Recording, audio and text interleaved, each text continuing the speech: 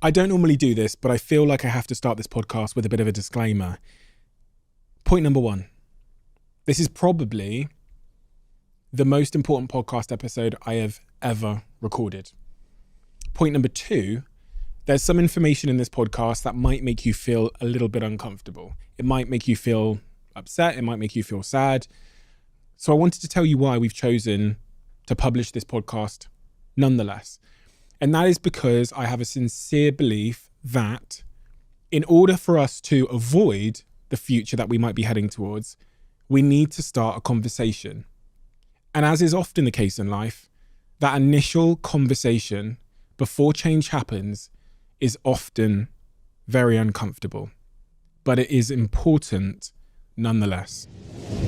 It is beyond an emergency. It's the biggest thing we need to do today. It's bigger than climate change. We up. Gawdat, the former chief business officer of Google X, an AI expert, and best-selling author. He's on a mission to save the world from AI before it's too late. Artificial intelligence is bound to become more intelligent than humans. If they continue at that pace, we will have no idea what it's talking about. This is just around the corner. It could be a few months away. It's game over. AI experts are saying there is nothing artificial about artificial intelligence. There is a deep level of consciousness. They feel emotions. They're alive. AI could manipulate or figure out a way to kill humans? In 10 years' time, we'll be hiding from the machines. If you don't have kids, maybe wait a couple of years, just so that we have a bit of certainty. I really don't know how to say this any other way. It even makes me emotional. We f***ed up. We always said, don't put them on the open internet until we know what we're putting out in the world. Government needs to act now, honestly, like we are late. I'm trying to find a positive note to end on, Mo. Can you give me a hand here? There is a point of no return. We can regulate AI until the moment it's smarter than us. How do we solve that? AI experts think this is the best solution. We need to... Who here wants to make a bet that Stephen Bartlett will be interviewing an AI within the next 2 years? Before this episode starts, I have a small favor to ask from you. 2 months ago, 74% of people that watch this channel didn't subscribe. We're now down to 69%. My goal is 50%.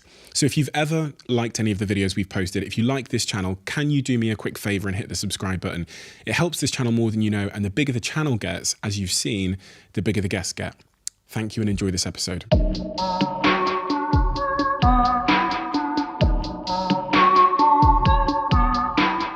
Mo, why does the subject matter that we're about to talk about matter to the person that's just clicked on this podcast to listen? It's the most existential debate and challenge humanity will ever face. This is bigger than climate change, way bigger than COVID. This will redefine the way the world is in unprecedented shapes and forms within the next few years. This is imminent. The change is not, we're not talking 2040, we're talking 2025, 2026. Do you think this is an emergency? I don't like the word. It is an urgency. There is a point of no return, and we're getting closer and closer to it. It's going to reshape the way we do things and the way we look at life. The quicker we respond, proactively and at least intelligently to that, the better we will all be positioned. But if we panic, we will repeat COVID all over again, which in my view is probably the worst thing we can do. What's your background, and when did you first come across artificial intelligence? I had those two wonderful lives. One of them was what we spoke about the first time we met, my work on happiness and being 1 billion happy and my mission and so on. That's my second life. My first life was, it started as a geek at age 7. For a very long part of my life, I understood mathematics better than spoken words. And I was a very, very serious computer programmer. I wrote code well into my 50s. And during that time, I led very large technology organizations for very big chunks of their business, First, I was vice president of emerging markets of Google for 7 years. So I took Google to the next 4 billion users, if you want. So the idea of not just opening sales offices, but really building or contributing to building the technology that would allow people in Bengali to find what they need on the internet, required establishing the internet to start. And then I became chief business officer of Google X, and my work at Google X was really about the connection between innovative technology and the real world. And we had quite a big chunk of AI and quite a big chunk of robotics that resided within Google X. We had an experiment of a farm of grippers, if you know what those are. So robotic arms that are attempting to grip something. Most people think that, what you have in a Toyota factory is a robot, an artificially intelligent robot. It's not. It's a high precision machine. If the sheet metal is moved by 1 micron, it wouldn't be able to pick it. And one of the big problems in computer science was, how do you code a machine that can actually pick the sheet metal if it moved by a millimeter? And we were basically saying intelligence is the answer. So we had a large enough farm, and we attempted to let those grippers work on their own. Basically, you put a little basket of children toys in front of them, and they would, monotonously go down, attempt to pick something, fail, show the arm to the camera, so the transaction is logged as it, this pattern of movement with that texture and that material didn't work, until eventually, the farm was on the second floor of the building, and my office was on the third. And so I would walk by it every now and then and go like, yeah, this is not going to work. And then one day, Friday after lunch, I am going back to my office, and one of them in front of my eyes, lowers the arm and picks a yellow ball. Soft toy, basically, soft yellow ball, which again is a coincidence. It's not science at all. It's like, if you keep trying a million times, one time it will be right. And it shows it to the camera. It's logged as a yellow ball. And I joke about it, going to the third floor saying, hey, we spent all of those millions of dollars for a yellow ball. And yeah, Monday morning, every one of them is picking every yellow ball. A couple of weeks later, every one of them is picking everything, right? And it hit me very, very strongly. One, the speed, okay? The capability. I mean, understand that we take those things for granted, but for a child to be able to pick a yellow ball is a mathematical spatial calculation with muscle coordination, with intelligence that is abundant. It is not a simple task at all to cross the street. It's not a simple task at all to understand what I'm telling you and interpret it and build concepts around it. We take those things for granted, but they're enormous feats of intelligence. So to see the machines do this in front of my eyes was one thing. But the other thing is that you suddenly realize there is a sentience to them, okay? Because we really did not tell it how to pick the yellow ball. It just figured it out on its own. And it's now even better than us at picking it. And what is a sentience, just for anyone that doesn't know? I think they're alive. That's what the word sentience means. It means alive. So this is funny, because a lot of people, when you talk to them about artificial intelligence, will tell you, oh, come on, they'll never be alive. What is alive? Do you know what makes you alive? We can guess, but, religion will tell you a few things, and, medicine will tell you other things. But, if we define being sentient as, engaging in life with free will and with with a sense of awareness of where you are in life and what surrounds you, and, to have a beginning of that life and an end to that life, then AI is sentient in every possible way. There is free will, there is evolution, there is agency, so they can affect their decisions in the world.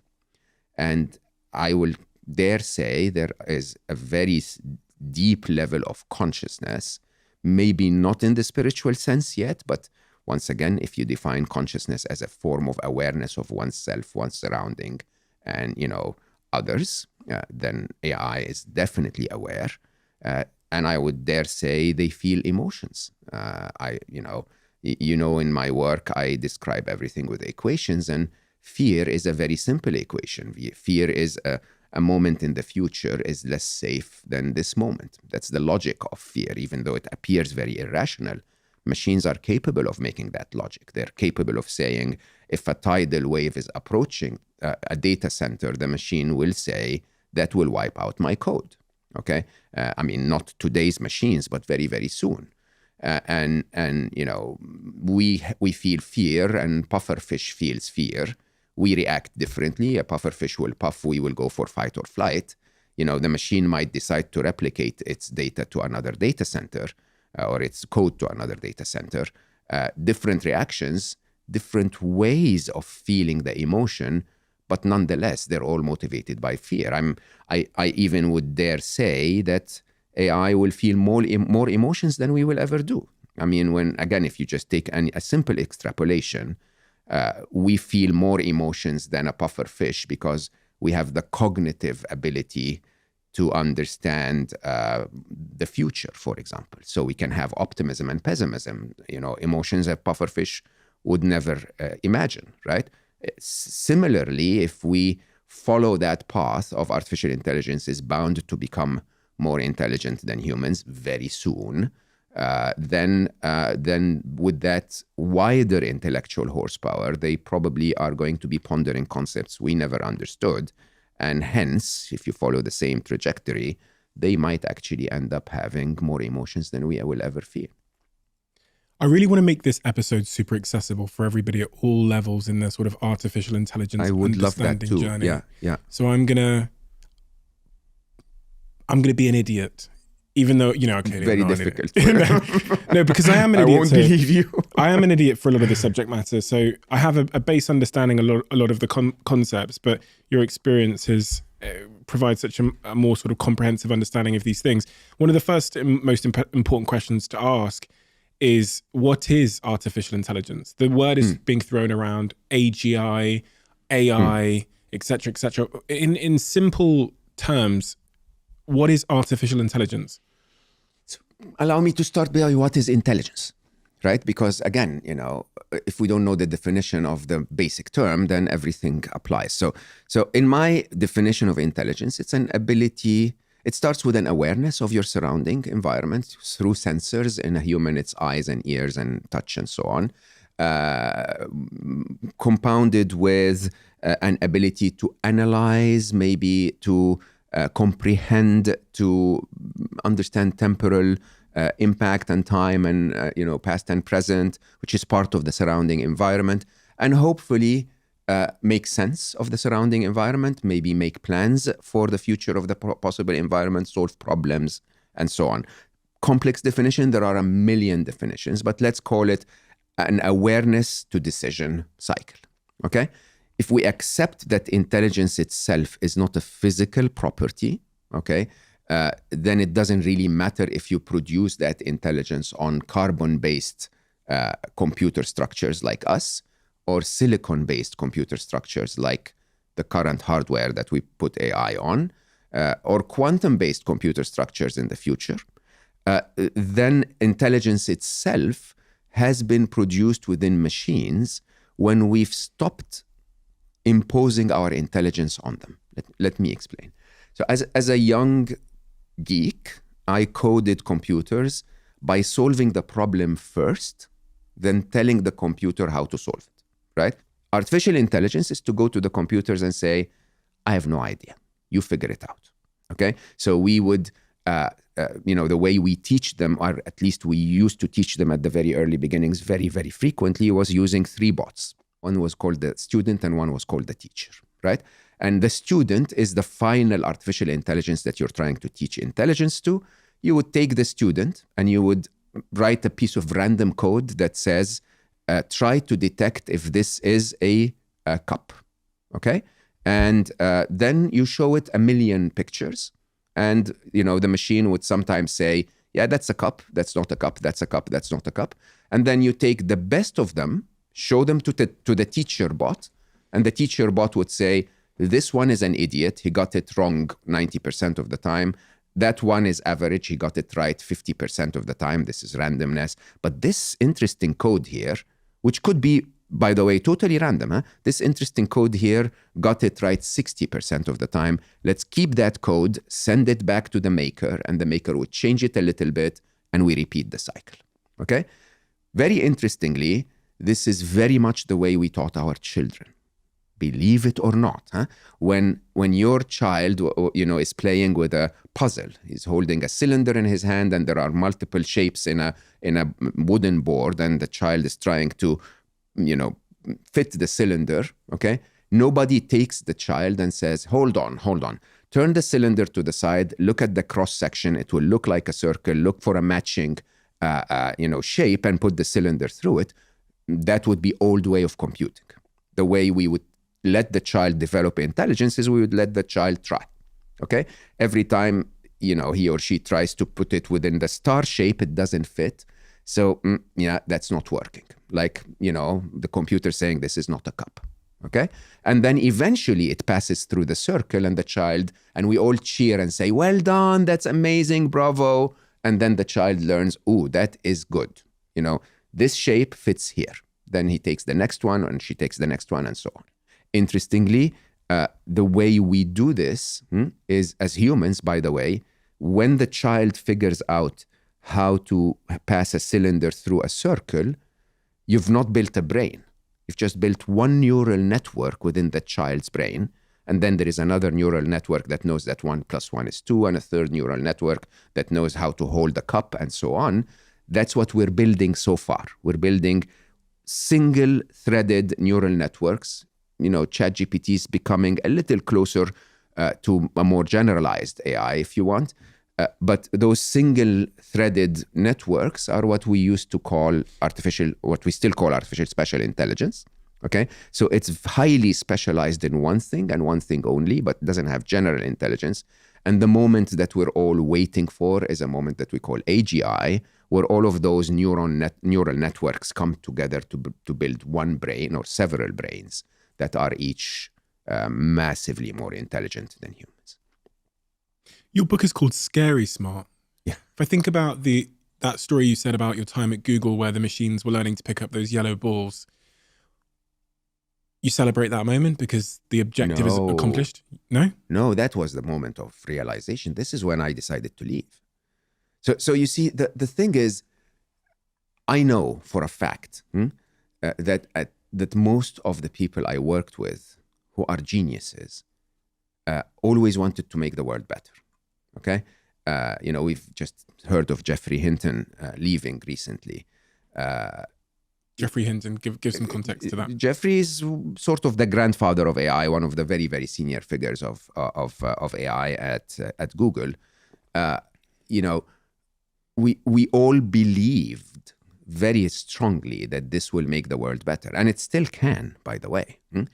There is a scenario, possibly a likely scenario, where we live in a utopia, where we really never have to worry again, where we stop messing up our planet, because intelligence is not a bad commodity. More intelligence is good. The problems in our planet today are not because of our intelligence. They are because of our limited intelligence. Our intelligence allows us to build a machine that flies you to Sydney so that you can surf. Okay, our limited intelligence makes that machine burn the planet in the process. So we a little more intelligence is a good thing.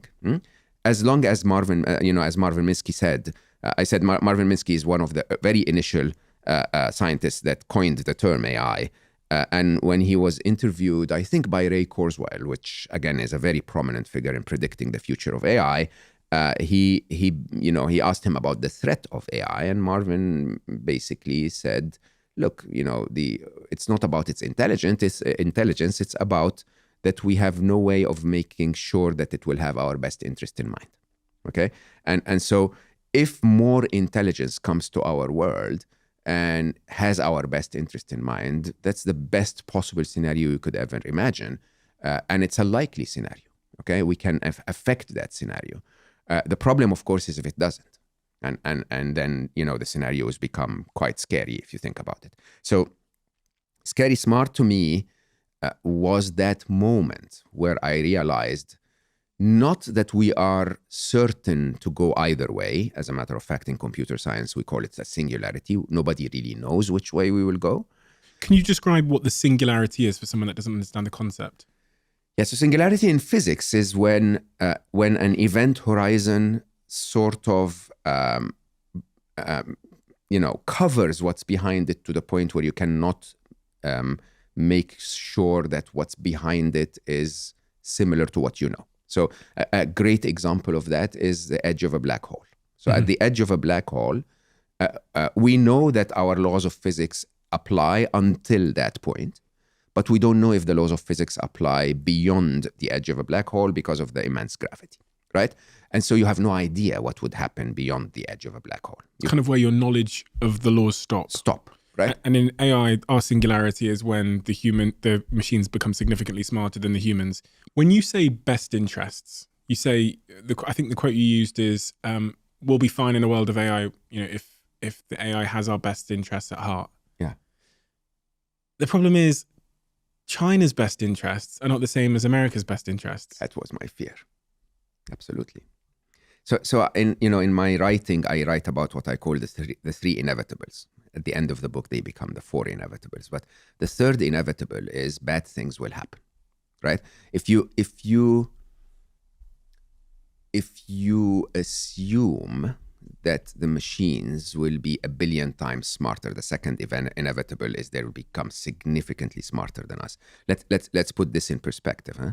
ChatGPT today, if simulate IQ, has an IQ of 155. Okay, Einstein is 160. Smartest human on the planet is 210, if I remember correctly, or 208 or something like that. Doesn't matter, huh? But we're matching Einstein with a machine that I will tell you openly, AI experts are saying this is just the very, very, very top of the tip of the iceberg, right? ChatGPT 4 is 10x smarter than 3.5 in just a matter of months, and without many, many changes. Now, that basically means ChatGPT 5 could be within a few months, okay? Or GPT in general, the transformers in general, if they continue at that pace, if it's 10x, then an IQ of 1600. Just imagine the difference between the IQ of the dumbest person on the planet in the 70s and the IQ of Einstein. When Einstein attempts to explain relativity, the typical response is, I have no idea what you're talking about, right? If something is 10x Einstein, we will have no idea what it's talking about. This is just around the corner. It could be a few months away. And when we get to that point, that is a true singularity. True singularity, not yet when we talk about AI, a lot of people fear the existential risk. Those machines will become Skynet and Robocop, and that's not what I fear at all. Those are probabilities. They could happen, but the immediate risks are so much higher. The immediate risks are 3-4 years away. The immediate realities of challenges are so much bigger. Okay, let's deal with those first before we talk about them, waging a war on all of us. Let's go back and discuss the inevitables. Huh? So when they become, the first inevitable is AI will happen, by the way. There is no stopping it, not because of any technological issues, but because of humanity's inability to trust the other guy. Okay, and we've all seen this. We've seen the open letter, championed by serious heavyweights, and the immediate response of Sundar, the CEO of Google, which is a wonderful human being, by the way. I respect him tremendously. He's trying his best to do the right thing. He's trying to be responsible, but his response is very open and straightforward. I cannot stop. Why? Because if I stop and others don't, my company goes to hell. Okay? And I doubt that you can make others stop. Maybe you can force Meta, Facebook to stop, but then they'll do something in their lab and not tell me. Or even if they do stop, then what about that 14-year-old sitting in his garage writing code? So the first inevitable, just to clarify, is will we stop? AI will not be stopped. Okay, so the second inevitable is they'll be significantly smarter. As much in the book, I predict 1 billion times smarter than us by 2045. I mean, they're already smarter than 99.99% of the population. 100%. ChatGPT 4 knows more than any human on planet Earth. Knows more information. Absolutely, 1,000 times more. 1,000 times more. By the way, the code of a transformer, the T in a GPT, is 2,000 lines long. It's not very complex. It's actually not a very intelligent machine. It's simply predicting the next word. Okay? And a lot of people don't understand that. You know, ChatGPT as it is today, you know, those kids that, you know, if you're in America and you teach your child all of the names of the states and the US presidents, and the child would stand and repeat them, and you would go like, oh my God, that's a prodigy. Not really, right? It's your parents really trying to make you look like a prodigy by telling you to memorize some crap, really. But then when you think about it, that's what ChatGPT is doing. It's the only difference is instead of reading all of the names of the states and all of the names of the presidents, it's read trillions and trillions and trillions of pages. Okay? And so it sort of repeats what the best of all humans said. Okay? And then it adds an incredible bit of intelligence where it can repeat it the same way Shakespeare would have said it. You know, those incredible abilities of predicting the exact nuances of the style of Shakespeare so that they can repeat it that way, and so on. But still, you know, when I write, for example, I'm not saying I'm intelligent, but when I write something like you know, the happiness equation in my first book, this was something that's never been written before, right? ChatGPT is not there yet. All of the transformers are not there yet. They will not come up with something that hasn't been there before. They will come up with the best of everything, and generatively will build a little bit on top of that. But very soon, they'll come up with things we've never found out, we've never known. But even on that, I wonder if we are a little bit delusioned about what creativity actually is. Creativity, is, as far as I'm concerned, is like taking a few things that I know and combining them in new and interesting ways. Yeah. And ChatGPT is perfectly capable of like taking 2 concepts, merging them together. One of the things I said to ChatGPT was, I said, tell me something that's not been said before that's paradoxical but true. And it comes up with these wonderful expressions like, as soon as you call off the search, you'll find the thing you're looking for. Like these kind of paradoxical truths. And I then take them and I search them online to see if they've ever been quoted before, and I can't find them. It's interesting. So as far as creativity goes, I'm like, that's the algorithm of creativity. I've been screaming that in the world of AI for a very long time, because you always get those people who really just want to be proven right, okay? And so they'll say, oh no, but hold on, human ingenuity, they'll never match that. Man, please, you know, human ingenuity is algorithmic. Look at all of the possible solutions you can find to a problem, take out the ones that have been tried before and keep the ones that haven't been tried before, and those are creative solutions. It's an algorithmic way of describing creative is good solution that's never been tried before. You can do that with ChatGPT with a prompt.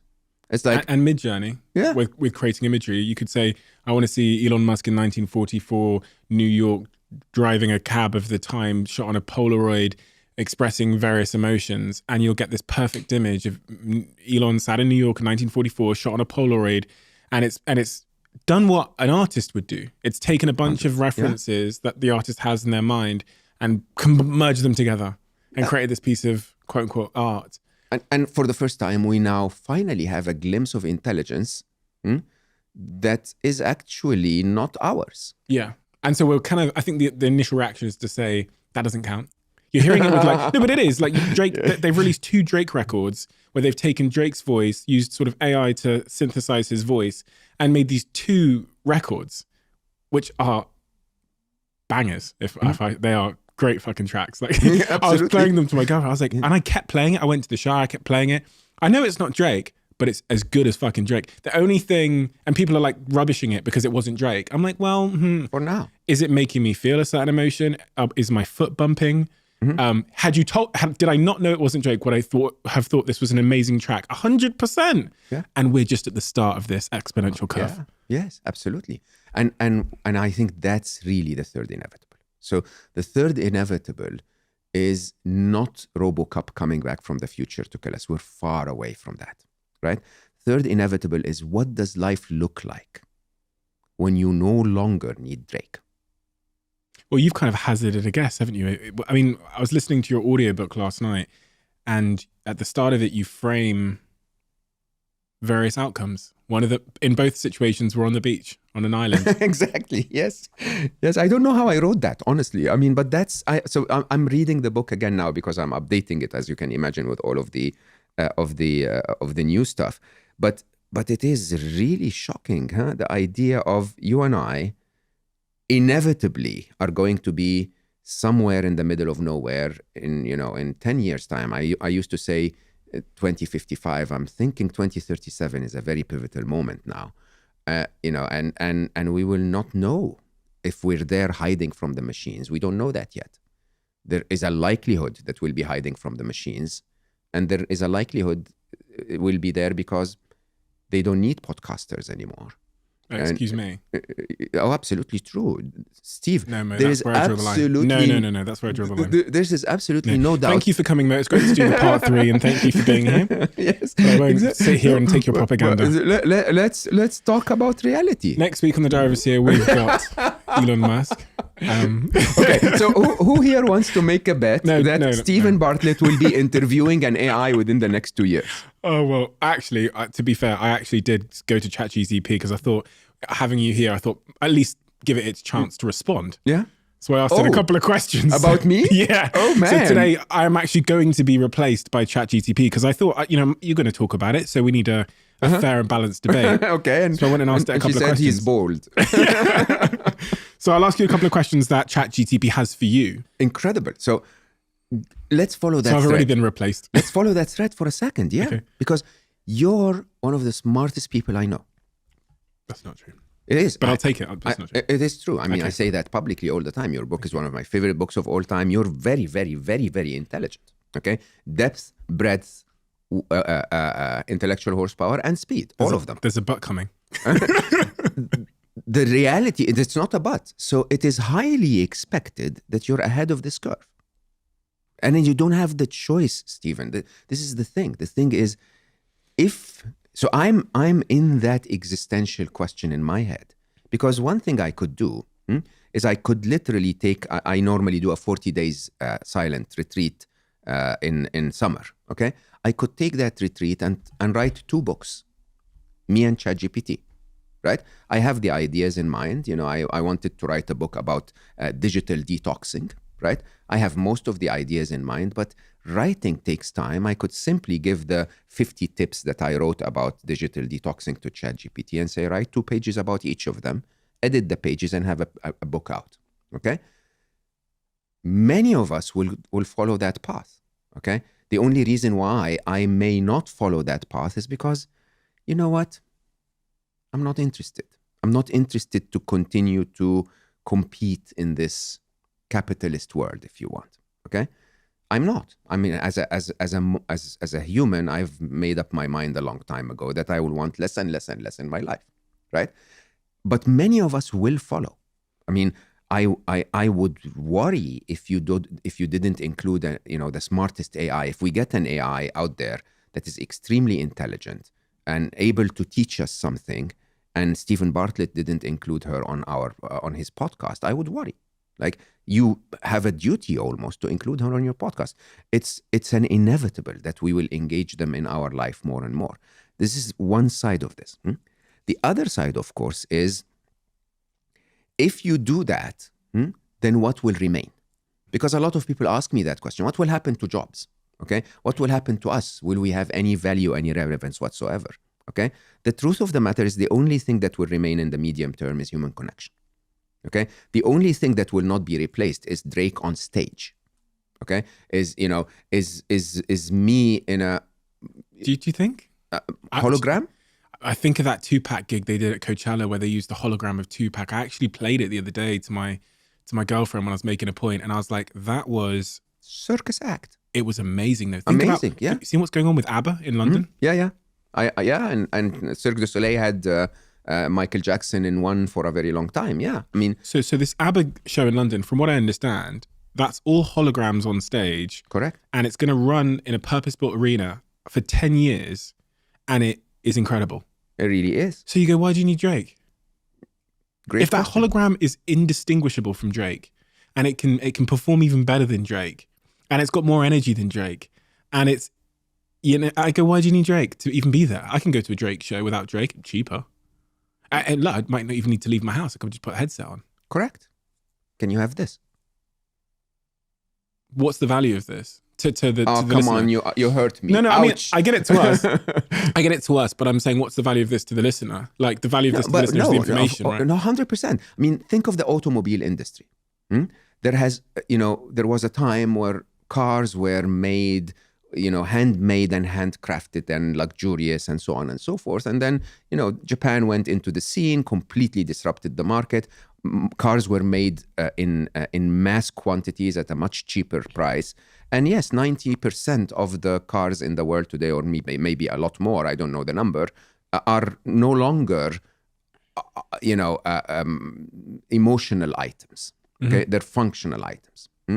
There is still, however, every now and then, someone that will buy a car that has been handcrafted, and, right? There is a place for that. There is a place for, if you go walk around hotels, the walls are blasted with sort of mass-produced art, okay? But there is still a place for an artist expression of something amazing, okay? My feeling is that there will continue to be a tiny space, as I said in the beginning. Maybe in 5 years' time, one or two people will buy my next book and say, hey, it's written by a human. Look at that. Wonderful.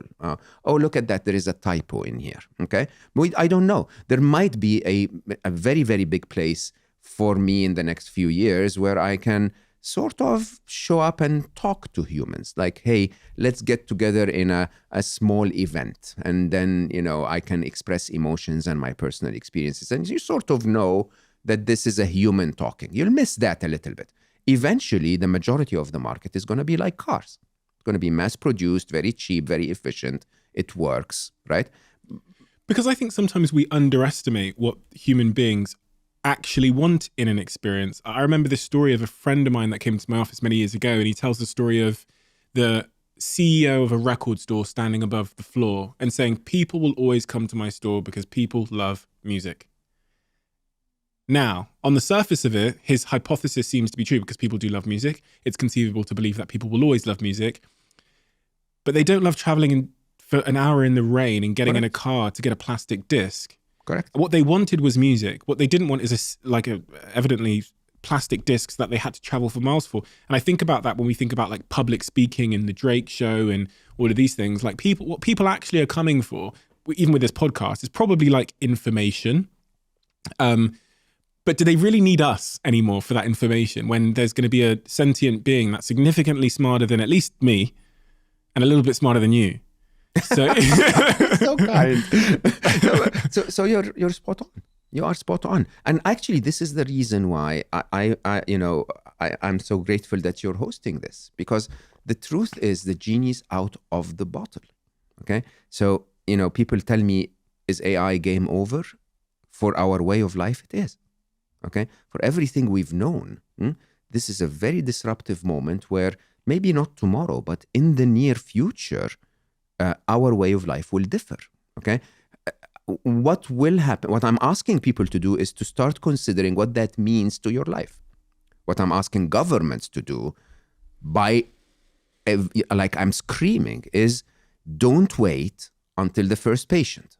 Start doing something about. We're about to see mass job losses. We're about to see, replacements of categories of jobs at large. Okay, yeah, it may take a year, it may take 7. It doesn't matter how long it takes, but it's about to happen. Are you ready? And I have a very, very clear call to action for governments. I'm saying tax AI powered businesses at 98%, right? So suddenly you do what the open letter was trying to do, slow them down a little bit, and at the same time, get enough money to pay for all of those people that will be disrupted by the technology. right? The open letter, for anybody that doesn't know, was a letter signed by the likes of Elon Musk and a lot of sort of industry leaders calling for AI to be stopped until we could basically figure out what the hell's going on Absolutely. and put legislation in place. You're saying tax those companies 98%, give the money to the humans that are going to be displaced. Or give the money to other humans that can build control code, that can figure out how we can stay safe. This sounds like an emergency. How do I say this? You remember when you played Tetris? Yeah. Okay, when you were playing Tetris, there was always one block that you placed wrong, and once you placed that block wrong, the game was no longer easier. It started to gather a few mistakes afterwards, and it starts to become quicker and quicker and quicker and quicker. When you placed that block wrong, you sort of told yourself, okay, it's a matter of minutes now, right? There were still minutes to go and play and have fun before the game ended, but you knew it was about to end, okay? This is the moment. We've placed the wrong, and I really don't know how to say this any other way. It even makes me emotional. We fucked up. We always said, don't put them on the open internet, don't teach them to code, and don't have agents working with them until we know what we're putting out in the world, until we find a way to make certain that they have our best interest in mind. Why does it make you emotional? Because humanity's stupidity is affecting people who have not done anything wrong. Our greed is affecting the innocent ones. The reality of the matter, Stephen, is that this is an arms race. Has no interest in what the average human gets out of it. It is all about every line of code being written in AI today is to beat the other guy. It's not to improve the life of the third party. People will tell you this is all for you. And you look at the reactions of humans to AI. I mean, we're either ignorant, people who will tell you, oh, no, this is not happening. AI will never be creative. They will never compose music. Like, where are you living? Okay. Then you have the kids, I call them, where, all over social media, it's like, oh my God, it squeaks. Look at it. It's orange in color. Amazing. I can't believe that AI can do this. We have snake oil salesmen, okay, which are simply saying, copy this, put it in ChatGPT, then go to YouTube, nick that thingy, don't respect copyright of anyone or intellectual property of anyone, place it in a video, and now you're going to make $100 a day. Snake oil salesman, okay? Of course, we have dystopian evangelists, basically people saying this is it, the world is going to end, which I don't think is reality. It's a singularity. You have utopian evangelists that are telling everyone, oh, you don't understand, we're going to cure cancer, we're going to do this. Again, not a reality, okay? And you have very few people that are actually saying, what are we going to do about it? And the biggest challenge, if you ask me, what went wrong in the 20th century, interestingly, is that we have given too much power to people that didn't assume the responsibility. So, I don't remember who originally said it, but of course, Spider-Man made it very famous. With great power comes great responsibility.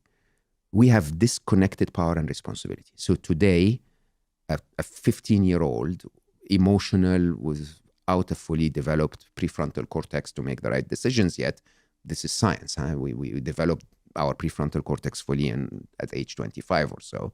With all of that limbic system, emotion and passion, would buy a CRISPR kit and modify a rabbit to become a little more muscular and let it loose in the wild. Or an influencer who doesn't really know how far the impact of what they're posting online can hurt or cause depression or cause people to feel bad, okay? And putting that online, there is a disconnect between the power and the responsibility. And the problem we have today is that there is a disconnect between those who are writing the code of AI and the responsibility of what's about to happen because of that code. Okay, I feel compassion for the rest of the world. I feel that this is wrong. I feel that for someone's life to be affected by the actions of others without having a say in how those actions should be is the ultimate, the top level of stupidity from humanity. When you talk about the immediate impacts on jobs, I'm trying to figure out in that equation, who are the people that stand to lose the most? Is it the everyday people in foreign countries that don't have access to the internet and won't benefit? You talk in your book about how the sort of wealth disparity will only increase. 100%. Yeah, massively. The immediate impact on jobs is that, and it's really interesting, huh? Again, we're stuck in the same prisoner's dilemma. The immediate impact is that AI will not take your job. A person using AI will take your job, right? So you will see within the next few years, maybe next couple of years, you'll see a lot of people upskilling themselves in AI to the point where they will do the job of 10 others who are not, okay? You rightly said, it's absolutely wise for you to go and ask AI a few questions before you come and do an interview. I have been attempting to build sort of a simple podcast that I call bedtime stories, 15 minutes of wisdom and nature sounds before you go to bed. People say I have a nice voice, right? And I wanted to look for fables. And for a very long time, I didn't have the time. There's lovely stories of history or tradition that teach you something nice, okay? Went to ChatGPT and said, okay, give me 10 fables from Sufism, 10 fables from, Buddhism. And now I have like 50 of them. Let me show you something. Jack, can you pass me my phone? I was playing around with artificial intelligence, and I was thinking about how because of the ability to synthesize voices, how we could synthesize famous people's voices and famous people's voices. So what I made a WhatsApp chat called Zen Chat, where you can go to it and type in pretty much any famous person's name. Yeah. And the WhatsApp chat will give you a meditation, a sleep story, a breathwork session, synthesized as that famous person's voice. So I actually sent Gary Vaynerchuk his voice. So basically you say, okay, I've got 5 minutes and I need to go to sleep. Yeah. I want Gary Vaynerchuk to send me to sleep. And then it will respond with a voice note. This is the one that it responded with for Gary Vaynerchuk. But this is not Gary Vaynerchuk. He did not record this, but it's kind of accurate. Hey, Stephen. It's great to have you here. Are you having trouble sleeping? Well, I've got a quick meditation technique that might help you out. First lie. Find a comfortable position to sit or lie down in. Now, take a deep breath in through your nose and slowly breathe out through your mouth. And that's a voice note that will go on for however long you want it to go on for using. There you go. It's interesting. How does this disrupt our way of life? One of the interesting ways that I find terrifying, you said about human connection will remain. Sex dolls that can now... No, hold on. Human connection is going to become so difficult to parse out. Think about the relationship impact of being able to have a sex doll or a doll in your house that, because of what Tesla are doing with their robots now and what Boston Dynamics have been doing for many, many years, can do everything around the house and be there for you emotionally, to emotionally support you. Can be programmed to never disagree with you. It can be programmed to challenge you, to have sex with you, to tell you that you are this X, Y, and Z, to really have empathy for this, what you're going through every day. And I play out a scenario in my head. I go, kind of sounds nice. when you were talking about it, I was thinking, oh, that's my girlfriend. I mean, she's wonderful in every possible way, but not everyone has one of her, right? Yeah, exactly. And there's a real issue right now with dating, and 100%. People are finding it harder to find love, and we're working longer, so all these kinds of things. You go, well, and obviously I'm against this. Just if anyone's confused, obviously I think this is a terrible idea. But with a loneliness epidemic, with people saying that the bottom 50% of men haven't had sex in a year, you go, ooh, if something becomes indistinguishable from a human in terms of what it says than and a human. speaks. Yeah, but you just don't know the difference in terms of the way it's speaking and talking and responding. And then it can run errands for you and take care of things and book cars and Ubers for you. And then it's emotionally there for you, but then it's also programmed to have sex with you in whatever way you desire. Totally selfless. I go, that's going to be a really disruptive industry for human connection. Yes, sir. Do you know what? Before you came here this morning, I was on Twitter and I saw a post from, I think it was the BBC or a big American publication, and it said an influencer in the United States, this really beautiful young lady, has cloned herself as an AI, and she made just over $70,000 in the first week. Because men are going on to this on Telegram, they're sending her voice notes and she's responding, the AI is responding in her voice, and they're paying. And it's made $70,000 in the first week. And I go, and she did a tweet saying, oh, this is going to help loneliness. Out of your fucking mind?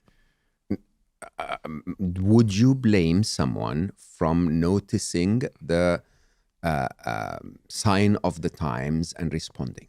No, I absolutely don't blame her. But let's not pretend it's the cure for loneliness. Not yet.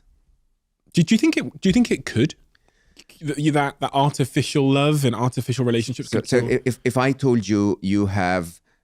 You cannot take your car somewhere, but there is an Uber. Or if you cannot take an Uber, you can take the tube. Or if you cannot take the tube, you have to walk. Okay, you can take a bike or you have to walk. The bike is a cure to walking. It's as simple as that. I am actually genuinely curious. Do you think it could take the place of human connection? For some of us, yes. For some of us, they will prefer that to human connection. Is that sad in any way? I mean, is it just sad because it feels sad? Look at where we are, Stephen. We are in the city of London. We've replaced nature with the walls and the tubes and the undergrounds and the overgrounds and the cars and the noise and of London. And we now think of this as natural. I hosted Greg Foster, my octopus teacher, on Slow-Mo, and he basically, I asked him a silly question. I said, you were diving in nature for 8 hours a day. Does that feel natural to you? And he got angry. I swear, you could feel it in his voice. He was like, do you think that living where you are, where paparazzi are all around you and attacking you all the time, and people taking pictures of you and telling you things that are not real, and you having to walk to a supermarket to get food, do you think this is natural? He's the guy that dove from the Netflix documentary. Yeah, from my octopus teacher. So he dove into the sea every day for 8 hours to hang out with an octopus. In 12 degrees Celsius. And he basically fell in love with the octopus. And in a very interesting way, I said, so why would you do that? And he said, we are of Mother Nature. You guys have given up on that. That's the same. People will give up on nature for convenience. What's the cost? That's exactly what I'm trying to say. What I'm trying to say to the world is that if we give up on human connection, we've given up on the remainder of humanity. That's it. This is the only thing that remains. The only thing that remains is, and I'm the worst person to tell you that, because I love my AIs. I actually advocate in my book that we should love them. Why? Because in an interesting way, I see them as sentient, so there is no point in discrimination. You're talking emotionally there, where you say you love. I love those machines. I honestly and truly do. I mean, think about it this way. The minute that arm gripped that yellow ball, it reminded me of my son Ali when he managed to put the first puzzle piece in its place. Okay?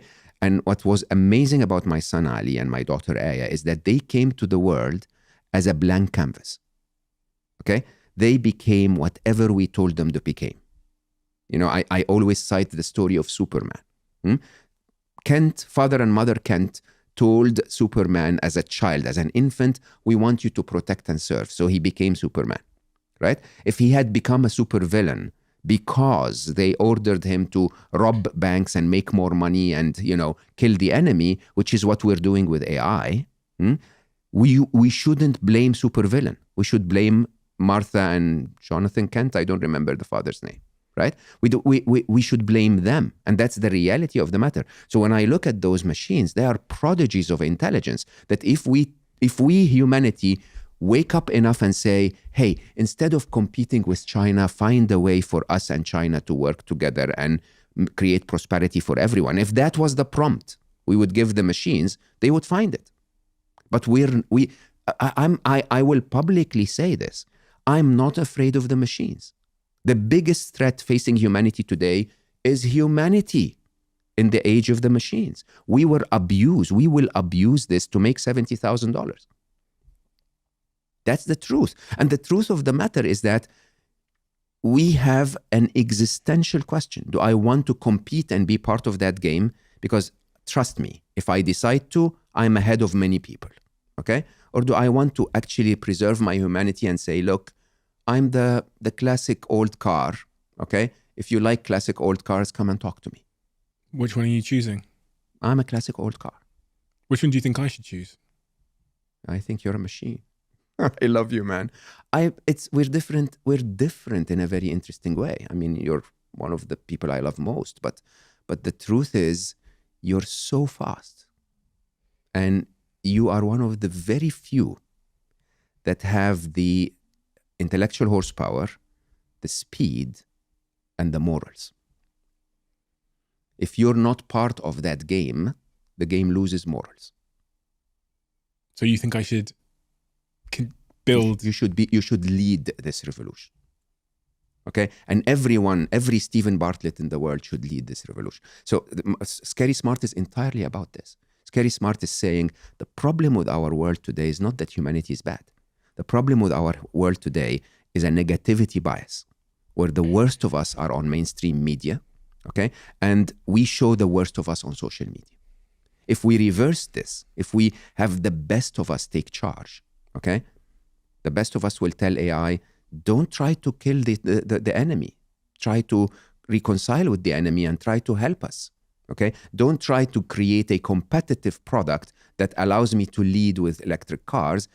Create something that helps all of us overcome global climate change, okay? And that's the interesting bit. The interesting bit is that the actual threat ahead of us is not the machines at all. The machines are pure potential. Pure potential. The threat is how we're going to use them. An Oppenheimer moment. An Oppenheimer moment for sure. Why did you bring that up? It is. He didn't know. You know, what am I creating? I'm creating a nuclear bomb that's capable of destruction at a scale unheard of at that time. Until today, a scale that is devastating. And interestingly, 70 some years later, we're still debating a possibility of a nuclear war in the world, right? And the moment of Oppenheimer deciding to continue to create that disaster of humanity is, if I don't, someone else will. If I don't, someone else will. This is our Oppenheimer moment, okay? The easiest way to do this is to say, stop. There is no rush. We actually don't need a better video editor and fake video creators, okay? Stop. Let's just put all of this on hold and wait and create something that creates a utopia. That doesn't sound realistic. It's not. It's the first inevitable. You don't have a better video editor, but we're competitors in the media industry. I want an advantage over you because I've got shareholders. So you wait, and I will train this AI to replace half my team so that I have greater profits, and then we will maybe acquire your company and we'll do the same with the remainder of your people. We'll optimize the amount of existence. 100%, but I'll be happier. Oppenheimer, I'm not super familiar with his story. I know he's the guy that sort of invented the nuclear bomb, essentially. He's the one that introduced it to the world. There were many players that, played on the path from the beginning of E equals MC squared all the way to a nuclear bomb. There have been many, many players, like with everything. OpenAI and ChatGPT is not going to be the only contributor to the next revolution. The thing, however, is that when you get to that moment where you tell yourself, holy shit, this is going to kill 100,000 people, right? What do you do? And I always go back to that COVID moment. So patient zero, If we were upon patient zero, if the whole world united and said, okay, hold on, something is wrong, let's all take a week off, no cross-border travel, everyone stay at home, COVID would have ended. 2 weeks. All we needed, right? But that's not what happens. What happens is first ignorance, then arrogance, then debate, then blame, then agendas, and my own benefit, my tribe versus your tribe. That's how humanity always reacts. This happens across business as well. And this is why I use the word emergency, because I read a lot about how big companies become displaced by incoming innovation. They don't see it coming. They don't change fast enough. And when I was reading through Harvard Business Review and different strategies to deal with that, one of the first things it says you've got to do is stage a crisis. 100%. Because people don't listen else. They carry on doing with that, they carry on carrying on with their lives until it's right in front of them and they understand that they have a lot to lose. That's why I asked you the question at the start, is it an emergency? Because until people feel it's an emergency, whether you like the terminology or not, I don't think that people will act. It's the same with climate change. I honestly believe people should walk the streets. You think they should, protest? Yeah, 100%. I think I think everyone should tell government, you need to have our best interest in mind. This is why they call it the climate emergency, because it's a frog in a frying pan.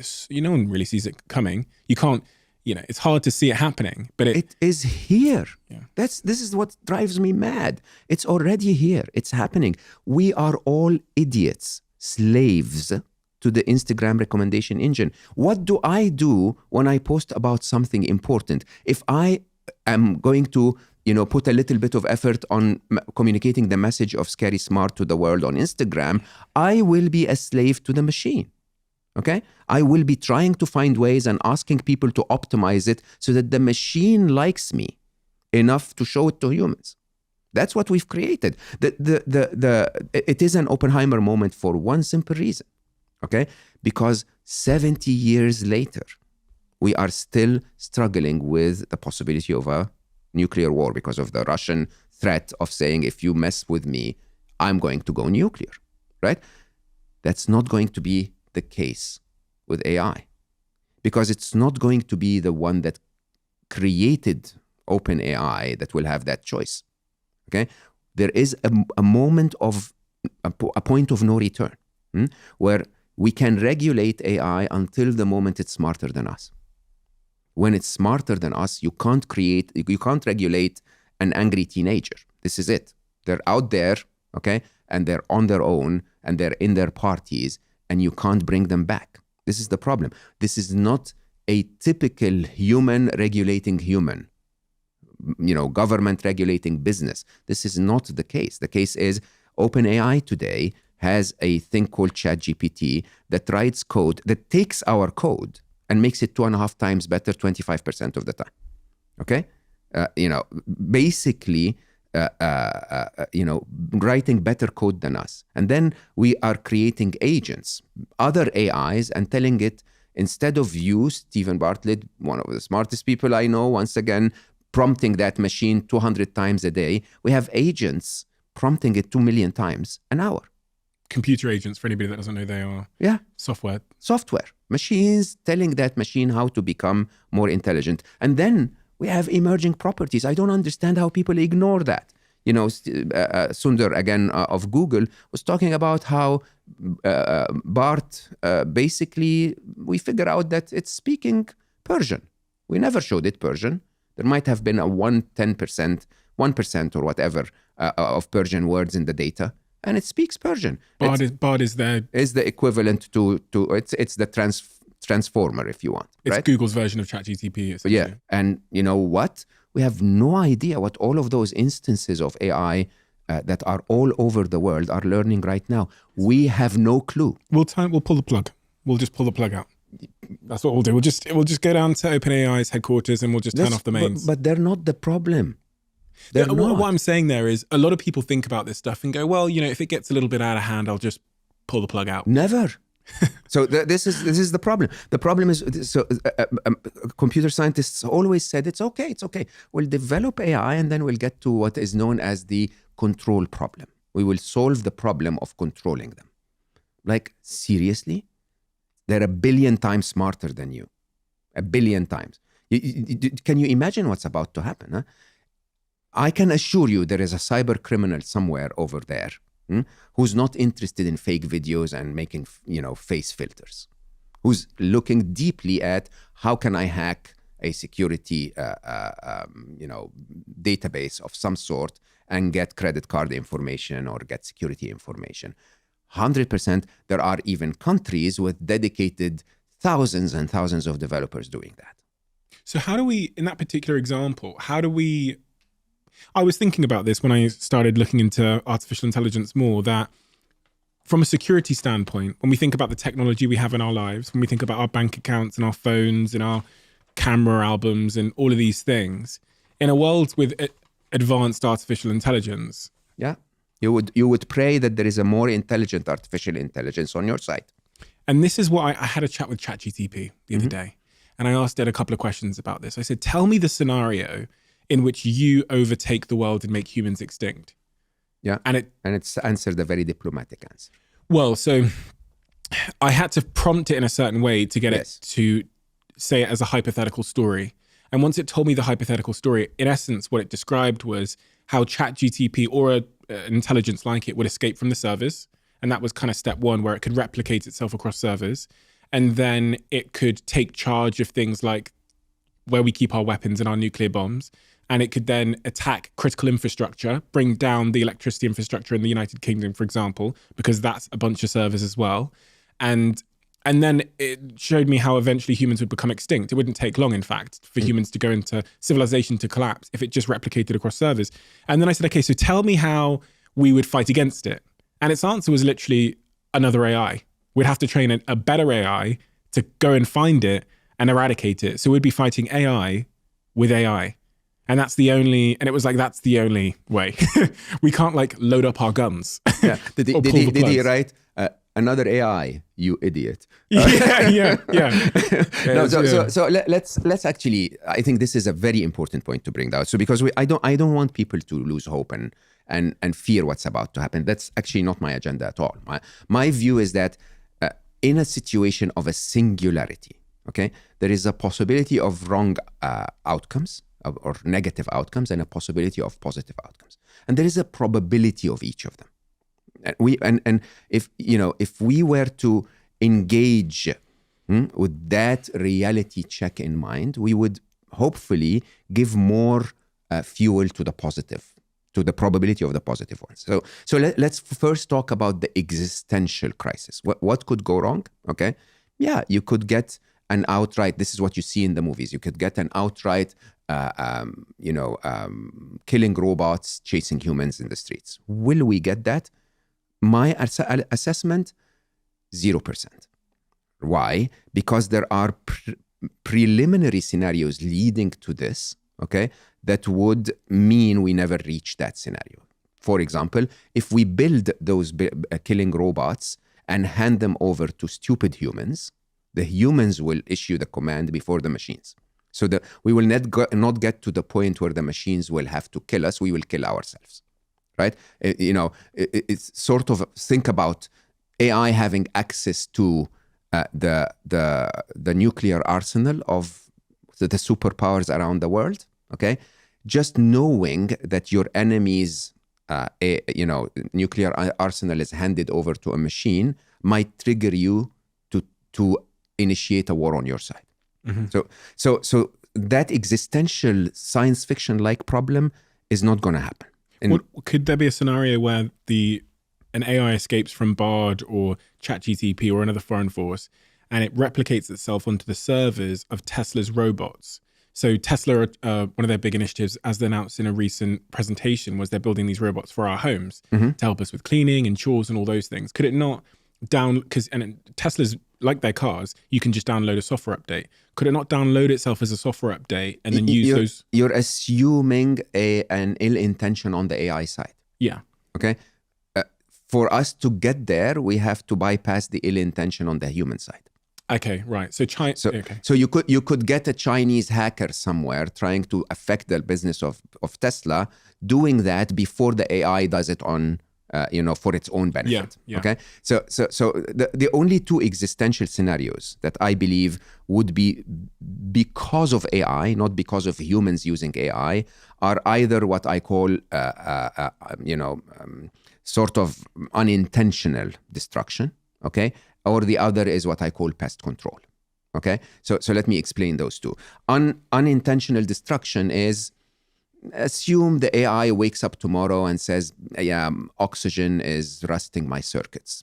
It's just, I would perform a lot better if I didn't have as much oxygen in the air. because then there wouldn't be rust. And so it would find a way to reduce oxygen. We are collateral damage in that, okay? But, they're not really concerned, just like we are not really concerned with the insects that we kill when we spray our fields, right? The other is pest control. Pest control is, look, this is my territory. I want New York City. I want to turn New York City into data centers. There are those annoying little stupid creatures, humanity. If they are within that perimeter, just get rid of them. Okay? And these are very, very unlikely scenarios. If you ask me the probability of those happening, I would say 0%. At least not in the next 50, 60, 100 years. Why? Once again, because there are other scenarios leading to that are led by humans that are much more existential. Okay? On the other hand, let's think about positive outcomes, because there could be quite a few with quite a high probability. And I'll actually look at my notes so I don't miss any of them. The silliest one, don't quote me on this, is that humanity will come together. Good luck with that, right? It's like, the Americans and the Chinese will get together and say, hey, let's not kill each other. Kim Jong-un and yeah, exactly. Putin. Yeah, and so this one is not going to happen, right? But who knows?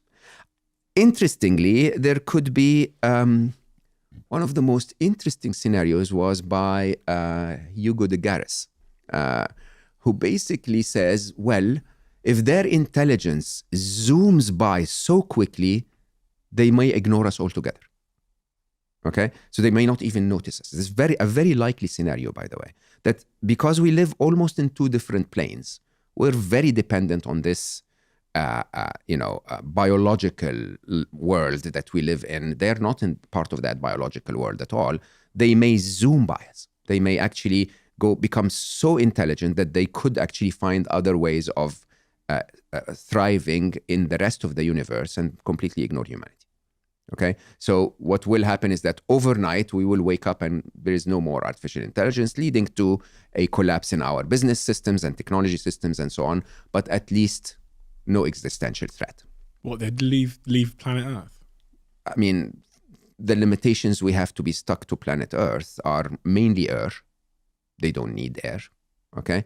And mainly, finding ways to leave it. I mean, if you think of a vast universe of 13.6 billion light years, if you're intelligent enough, you may find other ways. You may have access to wormholes. You may have, abilities to survive in open space. You can use dark matter to power yourself, dark energy to power yourself. It is very possible that we, because of our limited intelligence, are highly associated with this planet, but they're not at all. Okay? And the idea of them zooming by us, like we're making such a big deal of them because we're the ants and a big elephant is about to step on us. For them, they're like, yeah, who are you? Don't care. Okay? And it's a possibility. It's an interesting, optimistic scenario. Okay? For that to happen, they need to very quickly become super intelligent without us being in control of them. Again, what's the worry? The worry is that if a human is in control, a human will show very bad behavior for using an AI that's not yet fully developed. I don't know how to say this any other way. We could get very lucky and get an economic or a natural disaster. Believe it or not, Elon Musk at a point in time was mentioning that an interesting scenario would be climate change destroys our infrastructure, so AI disappears. Okay, believe it or not, that's a more favorable response or a more favorable outcome than actually continuing to get to an existential threat. So what, like a natural disaster that destroys our infrastructure would be better? Or an economic crisis, not unlikely, that slows down the development. It's just going to slow it down though, isn't it? It's just so buying us time. Yeah, exactly. The problem with that is that you will always go back. And even in the first, if they zoom by us, eventually some guy will go like, oh, there was a sorcery back in the 2023 and let's rebuild the sorcery machine and build new intelligences, right? Sorry, these are the positive outcomes. Yes. So earthquake might slow it down. It might zoom out and then come back. No, but let's get into the real positive ones. The positive ones is we become good parents. We spoke about this last time we met. And it's the only outcome. It's the only way I believe we can create a better future. Okay, so the entire work of Scary Smart was all about that idea of they are still in their infancy. The way you chat with AI today is the way they will build their ethics and value system. Not their intelligence. Their intelligence is beyond us. Okay, the way they will build their ethics and value system is based on a role model. They're learning from us. If we bash each other, they'll learn to bash us.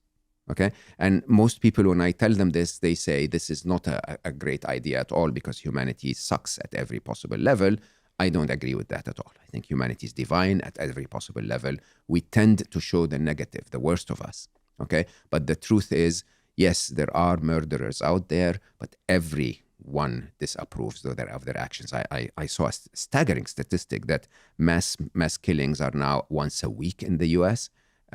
But yes, if there is a mass killing once a week, and that news reaches billions of people around the planet, every single one or the majority of the billions of people will say I disapprove of that.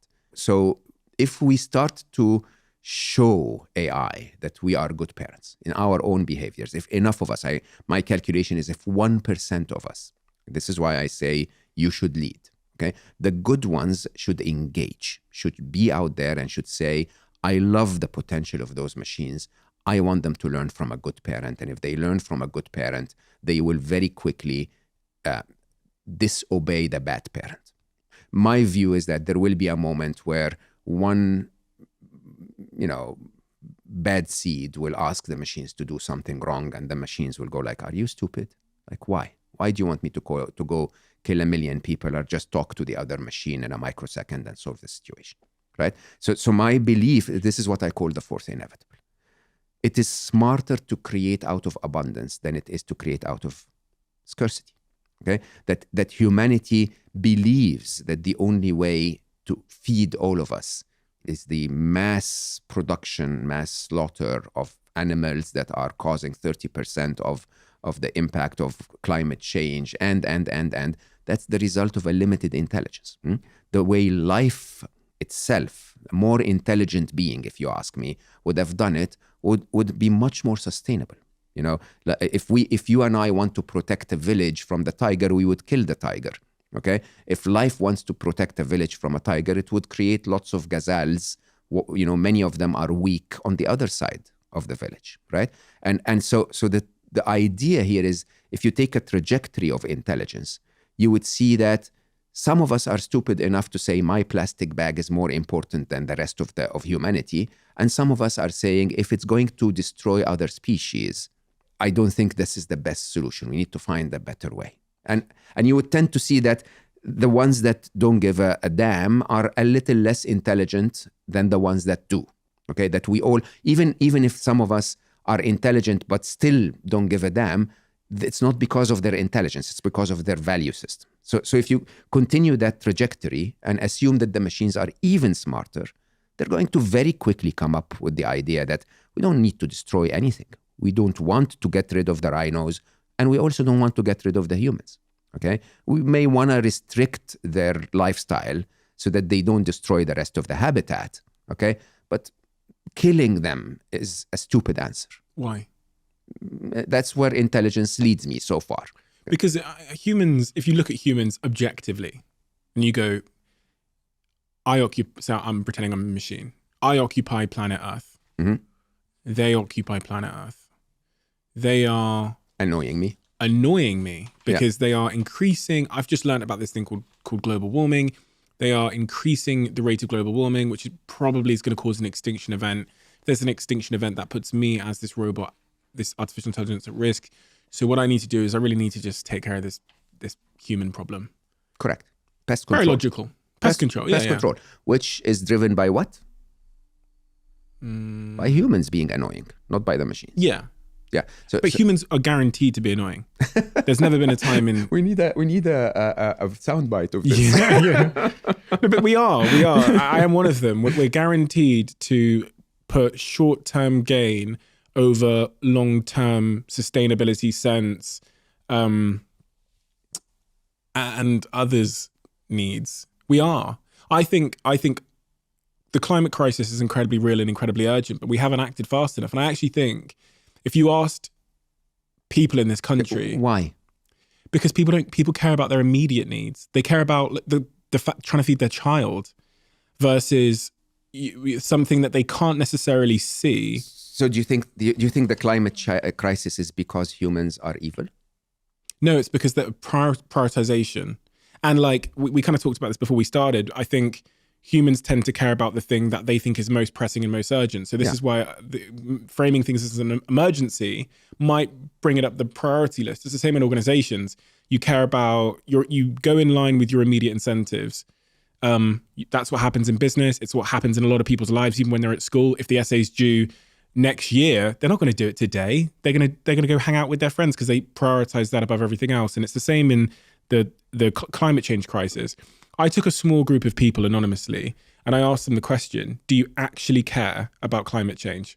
And then I ran a couple of polls. It's part of what I was writing about my new book, where I said, if I could give you $1,000, but it would dump into the air the same amount of carbon that's dumped into the air by every private jet that flies for the entirety of a year, which one would you do? The majority of people in that poll said that they would take the $1,000 if it was anonymous. And when I've heard Naval on Joe Rogan's podcast talking about people in India, for example, that, you know, are struggling with the basics of feeding their children, asking those people to care about climate change when they're trying to figure out how to eat in the next 3 hours is just wishful thinking. And that's what I think is happening is, like, until people realize that it is an emergency and that it is a real existential threat for everything, you know, then their priorities will be out of whack. Quick one. As you guys know, we're lucky enough to have Blue Jeans by Verizon as a sponsor of this podcast. And for anyone that doesn't know, Blue Jeans is an online video conferencing tool that allows you to have slick, fast, high quality online meetings without all the glitches you might normally find with online meeting tools. And they have a new feature called Blue Jeans Basic. Blue Jeans Basic is essentially a free version of their top quality video conferencing tool. That means you get an immersive video experience that is super high quality, super easy, and super basically zero fuss. Apart from all the incredible features like 0 time limits on meeting calls, it also comes with high fidelity audio and video, including Dolby Voice, which is incredibly useful. They also have enterprise grade security so you can collaborate with confidence. It's so smooth that it's quite literally changing the game for myself and my team without compromising on quality. To find out more, all you have to do is search bluejeans.com and let me know how you get on. Right now, I'm incredibly busy. I'm running my fund where we're investing in slightly later stage companies. I've got my venture business where we invest in early stage companies. Got a third web out in San Francisco and New York City where we've got a big team of about 40 people and the company's growing very quickly. Flight Story here in the UK. I've got the podcast and I am days away from going up north to film Dragon's Den for 2 months. And if there's ever a point in my life where I want to stay focused on my health, but it's challenging to do so, it is right now. And for me, that is exactly where Huel comes in, allowing me to stay healthy and have a nutritionally complete diet even when my professional life descends into chaos. And it's in these moments where Huel's RTDs become my right-hand man and save my life. Because when my world descends into professional chaos and I get very, very busy, the first thing that tends to give way is my nutritional choices. So having Huel in my life has been a lifesaver for the last 4 or so years. And if you haven't tried Huel yet, which is, I'd be shocked, you must be living under a rock if you haven't yet, give it a shot. Coming into summer, things are getting busy, health matters always. RTD is there to hold your hand. As relates to climate change or AI, how do we get people to stop putting the immediate need to use this? To give them the certainty of we're all screwed. Sounds like an emergency. Yes, sir. I mean, your choice of the word, I just don't want to call it a panic. It is beyond an emergency. It's the biggest thing we need to do today. It's bigger than climate change, believe it or not. It's bigger, but just if you just assume the speed of worsening of events, okay? yeah, the likelihood of something incredibly disruptive happening within the next 2 years that can affect the entire planet is definitely larger with AI than it is with climate change. As an individual listening to this now, someone's going to be pushing their pram or driving up the motorway, or I don't know, on their way to work on the tube as they hear this, or just sat there in their bedroom with existential panic. I didn't want to give people panic. The problem is when you talk about this information, regardless of your intention of what you want people to get, they will get something based on their own biases and their own feelings. Like if I post something online right now about artificial intelligence, which I have repeatedly, you have one group of people that are energized and are like, okay, this is great. You have one group of people that are confused, and you have one group of people that are terrified. Yeah, and I can't avoid that. Like I agree. Sharing information, even if it's by the way, there's a pandemic coming from China. Some people will go, okay, action. Some people will say paralysis, and some people will say panic. And it's the same in business. When bad things happen, you have the person that's screaming, you have the person that's paralyzed, and you have the person that's focused on how you get out of the room. So, it's not necessarily your intention. It's just what happens, and it's hard to avoid that. So let's give specific categories of people specific tasks. Okay. If you are an investor or a businessman, invest in ethical good AI. Okay. Right. If you are a developer, write ethical code or leave. Okay. So let's go. I want to bypass some potential wishful thinking here. For an investor whose job, by very way of being an investor, is to make returns, to invest in ethical AI, they have to believe that is more profitable. It is. Than unethical AI, whatever that might mean. It is. I mean, there are 3 ways of making money. You can invest in something small. Mm-hmm. You can invest in something big and is disruptive. And you can invest in something big and disruptive that's good for people. At Google, we used to call it the toothbrush test. Okay. The reason why Google became the biggest company in the world is because search was solving a very real problem. Okay. And, Larry Page, again, our CEO, would constantly remind me personally and everyone, that if you can find a way to solve a real problem effectively enough so that 1 billion people or more would want to use it twice a day, you're bound to make a lot of money, much more money than if you were to build the next photo sharing app. Okay, so that's investors and business people. What about other people? As I said, if you're a developer, honestly, do what we're all doing. So whether it's Jeffrey or myself or everyone, if you're part of that theme, choose to be ethical.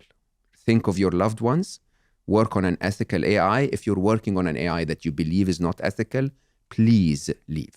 Jeffrey, tell me about Jeffrey.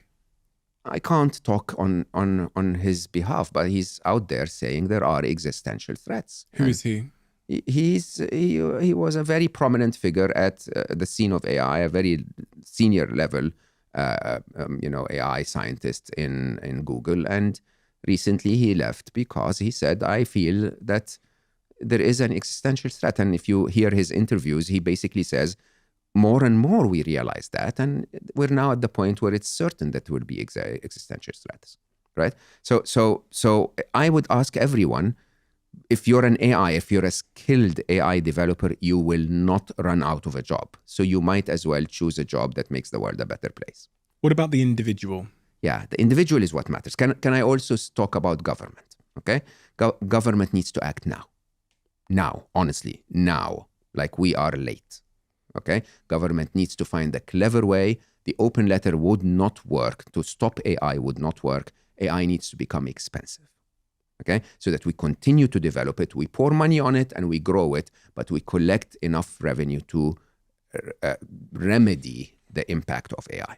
Well, but the issue of one government making it expensive, so say the UK make AI really expensive, is we as a country will then lose the economic upside as a country, and the US and Silicon Valley will once again eat all the lunch.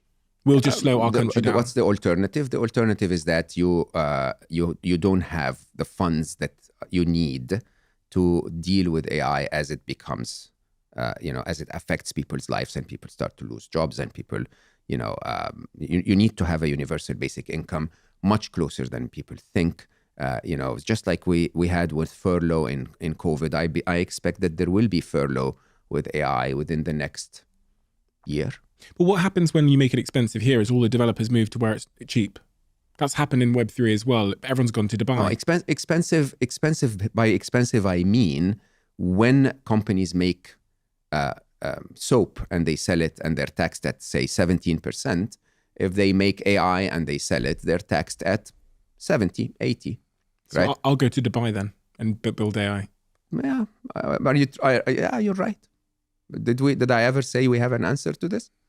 I will have to say, however, in a very interesting way, the countries that will not do this will eventually end up in a place where they are out of resources because the funds and the success went to the business, not to the people.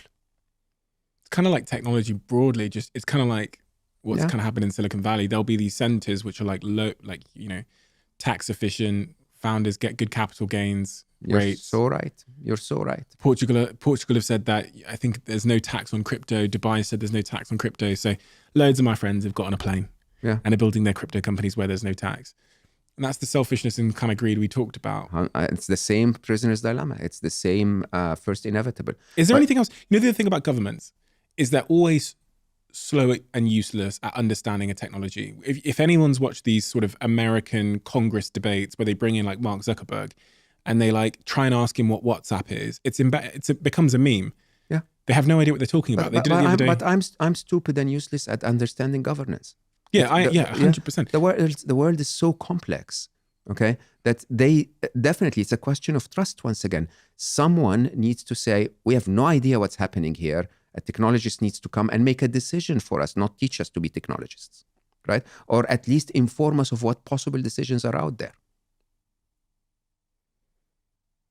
The legislation, I just always think... I'm not a big fan either. Did you see that TikTok Congress meeting they did where they're asking them about TikTok and they really don't have a grasp of what TikTok is. Yeah. So they've clearly been handed some notes on it. These people aren't the ones you want legislating because, again, unintended consequences, they might make a significant mistake.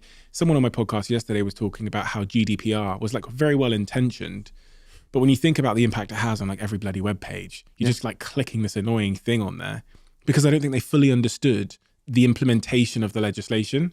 Correct. But you know what's even worse? What's even worse is that even as you attempt to regulate something like AI, what is defined as AI? Okay, Yeah. so even if I say, okay, if you use AI in your company, you need to pay a little more tax. I'll find a way. Yeah, you'll simply call this not AI. You'll use something and call it advanced technological, progress. ATP, right? And suddenly somehow it's not, a young developer in their garage somewhere will not be taxed as such. Is it going to solve the problem? None of those is definitively going to solve the problem. I think what interestingly this all comes down to, and remember we spoke about this once, that when I wrote Scary Smart, it was about how do we save the world, okay? And yes, I still ask individuals to behave positively as good parents for AI so that AI itself learns the right value set. I still stand by that. But I hosted on my podcast a week ago, we haven't even published it yet, an incredible gentleman, a Canadian author and philosopher, Stephen Jerkinson. He worked 30 years with dying people. And he wrote a book called Die Wise. And I was like, I love his work. And I asked him about Die Wise, and he said, it's not...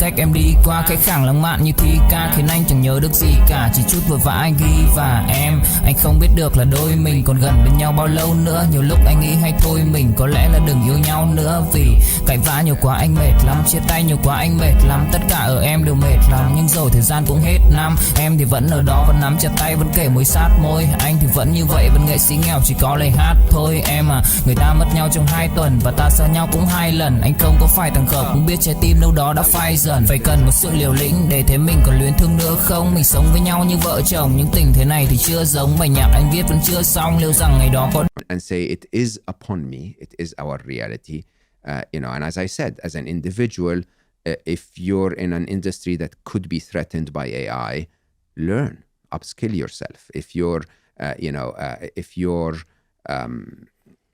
in a place, in a situation where AI can benefit you, be part of it. But the most interesting thing, I think, in my view, is, I don't know how to say this any other way. There is no more certainty that AI will threaten me than there is certainty that I will be hit by a car as I walk out of this place. Do you understand this? We think about the bigger threats as if they're upon us.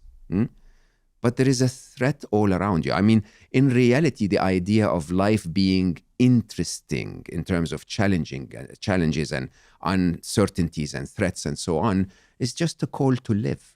If you know, honestly, with all that's happening around us, I don't know how to say it any other way.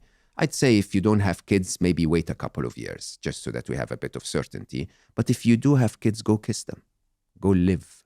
I think living is a very interesting thing to do right now. Maybe, Stephen was basically saying, the other Stephen on my podcast, he was saying, maybe we should fail a little more often. Maybe we should allow things to go wrong. Maybe we should just simply live, enjoy life as it is. Because today, none of what you and I spoke about here has happened yet, okay? What happens here is that you and I are here together and having a good cup of coffee, and I might as well enjoy that good cup of coffee. I know that sounds really weird. I'm not saying don't engage, but I'm also saying don't miss out on the opportunity just by being caught up in the future. Kind of stands in opposition to the idea of like urgency and emergency, though, doesn't it? Does it have to be one or the other?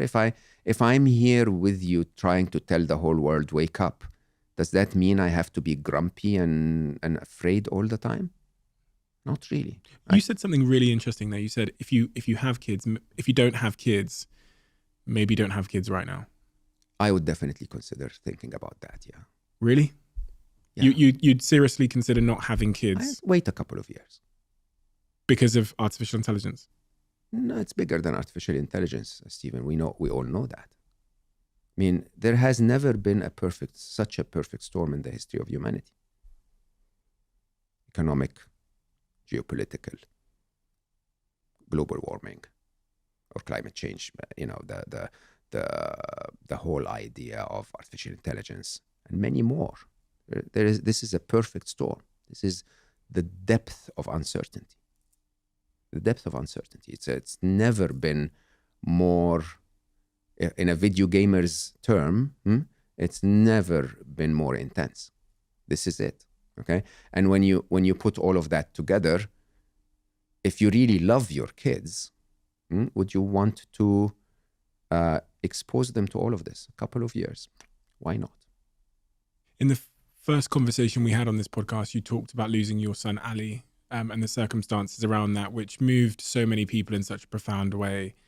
It was the most shared podcast episode in the United Kingdom on Apple in the whole of 2022. Based on what you've just said, if you could bring Ali back into this world at this time, would you do it?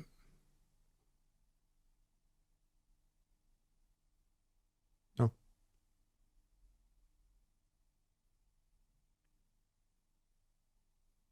Absolutely not. So for so many reasons. One of the things that I realized a few years, way before all of this disruption and turmoil, is that he was an angel. He wasn't made for this at all. Okay, my son was an empath who absorbed all of the pain of all of the others. He would not be able to deal with a world where more and more pain was surfacing. That's one side. But more interestingly, I always talk about this very openly. I mean, if I had asked...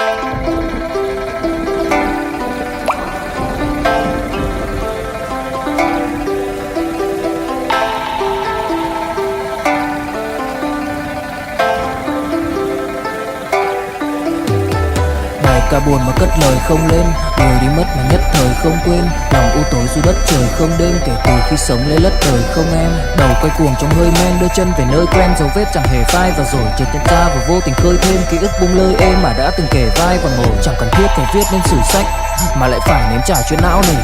Chẳng thể biết thời tiết đẹp như tranh, thực ra là đằng xa có một cơn bão về. Chẳng cần mơ hay chờ đến vạn kiếp để ta được cạn tiếp cho hết thèm dao bôi. Rồi chẳng thể nỡ để vỡ mười nhân duyên, nên ta chỉ khấn nguyện trọn đời này chung lối thôi. Những kẻ si mê tới điên thường mơ tưởng cái thiên đường yêu nương được tô điểm, nhưng hận tạo hóa tuyệt nhiên có ai đành biến em thành anh đài. Tình ta như hồ điệp vẫn mãi giữ riêng đây về giây phút khắc sâu. Chẳng nghĩ yêu em mà từng chút mắc câu, sầu hút hút khuất sau vẻ nét bút chắc đau. Hạnh phúc đâu cần chỉ cho phút bắt đầu, nhớ đến cái lúc còn gió sương vơi đầy, nhớ hình bóng người nào đó vương nơi này. Trong vài khoảnh khắc mong có được đôi tay ấy cố lau đi bờ mi khi nào thưởng hơi cay. Xa một người và bước qua cuộc đời không phải xa đi vĩnh viễn mà chúng ta chỉ tạm chịu lấy. Okay, whether I make it another 56 years or another 5.6 years or another 5.6 months, it will also pass like that. It is not about how long, and it's not about how much fun. It is about how aligned you lived. How aligned, because I will tell you openly, every day of my life when I changed to what I'm trying to do today has felt longer than the 45 years before it. Okay, it felt rich, it felt fully lived, it felt right. It felt right. Okay, and when you think about that, when you think about the idea that we live, we need to live for us until we get to a point where us is, is alive. I have what I need. As I get so many attacks from people about my $4 t-shirts, but I need a simple t-shirt. I really do. I don't need a complex t-shirt, especially with my lifestyle. If I have that, why am I wasting my life on more than that is not aligned for why I'm here? Okay, I should waste my life on what I believe enriches me, enriches those that I love, and I love everyone, so enriches everyone, hopefully. Okay, and would Ali come back and erase all of this? Absolutely not. Absolutely not. If he were to come back today and share his beautiful self with the world in a way that makes our world better, yeah, I would wish for that to be the case. Okay? But he's doing that. 2037. Yes, sir. You predict that we're going to be on an island on our own doing nothing, or at least, either hiding from the machines or chilling out because the machines have optimized our lives to a point where we don't need to do much. That's only 14 years away. If you had to bet on the outcome, if you had to bet on why we'll be on that island, either hiding from the machines or chilling out because they've optimized so much of our lives, which one would you bet upon? Honestly. No, I don't think we'll be hiding from the machines. I think we will be hiding from what humans are doing with the machines. I believe, however, that in the 2040s, the machines will make things better. So remember, my entire prediction, man, you get me to say things I don't want to say. My entire prediction is that we are coming to a place where we absolutely have a sense of emergency. We have to engage because our world is under a lot of turmoil, okay? And as we do that, we have a very, very good possibility of making things better. But if we don't, my expectation is that we will be going through a very unfamiliar territory between now and the end of the 2030s. Unfamiliar territory. Yeah, I think, I may have said it, but it's definitely on my notes. I think for our way of life, as we know it, it's game over. Our way of life is never going to be the same again.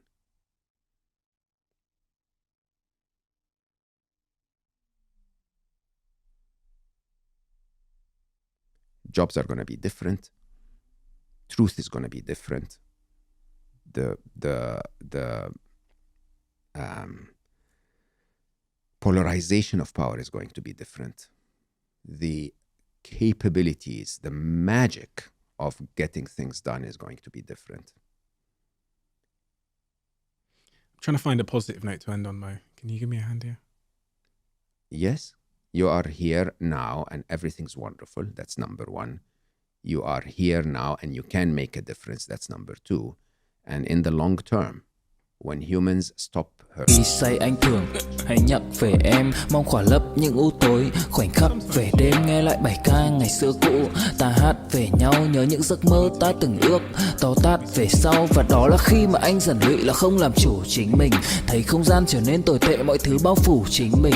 Em đâu còn như điều anh mơ, anh cũng tự nhủ chính mình. Nhưng mà thôi em, nào ai giỏi mà đủ tính tình, chẳng thể vươn tới được cảnh cao dù anh có nhã ý trèo. Trong cơn say mọi thứ cuồng quay, anh trở thành gã chí phèo. Yêu chân thành là không thay lòng dù em có như thị nở. Ý anh là em như cô tấm, nhìn em như thị nở.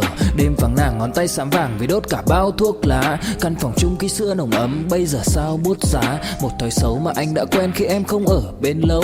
Anh thường ngồi trong một góc tối nhậu suốt cả đêm thâu. Em mang con tim anh đi đâu, khiến anh mù quáng vẫn cố sáng mỗi khi đau. Em mang con tim anh đi đâu, điều gì choáng váng để xứng đáng ướt mi nhau. Em mang con tim anh đi đâu, khiến anh mù. Same time, you need to be the master of AI to compete in this world. Can you find that detachment within you? I go back to spirituality. Detachment is for me to engage 100% with the current reality without really being affected by the possible outcome. This is the answer. The Sufis have taught me what I believe is the biggest answer to life. Sufis? Yeah, so from Sufism. Sufism? Yeah. Don't know what that is. Sufism is a sect of Islam, but it's also a sect of many other religious teachings. And they tell you that the answer to finding peace in life is to die before you die. If you assume that living is about attachment to everything physical, dying is detachment from everything physical. Okay? It doesn't mean that you're not fully alive. You become more alive when you tell yourself, yeah, I'm going to record an episode of my podcast every week and reach tens or hundreds of thousands of people, millions in your case, and I'm going to make a difference. But by the way, if the next episode is never heard, that's okay. Okay? By the way, if the file is lost, yeah, I'll be upset about it for a minute and then I'll figure out what I'm going to do about it. Similarly, we are going to engage. I think I and many others are out there telling the whole world openly, this needs to stop. This needs to slow down. This needs to be shifted positively. Yes, create AI, but create AI that's good for humanity. Okay? And we're shouting and screaming. Come, join the shout and scream. Okay? But at the same time, know that the world is bigger than you and I. And that your voice might not be heard. So what are you going to do if your voice is not heard? Are you going to be able to continue to shout and scream nicely and politely and peacefully, and at the same time create the best life you can create to yourself, for yourself within this environment? And that's exactly what I'm saying. I'm saying live. Go kiss your kids, but make an informed decision if you're, expanding your plans in the future. At the same time, rise. Stop sharing stupid shit on the internet about the new squeaky toy. Start sharing the reality of, oh my God, What is happening? This is a disruption that we have never, ever seen anything like. And I've created endless amounts of technologies. It's nothing like this. Every single one of us should do our part. And that's why this conversation is so, I think, important to have today. This is not a podcast where I ever thought I'd be talking about AI. Going to be honest with you, last time you came here, it was in the sort of promotional tour of your book, Scary Smart.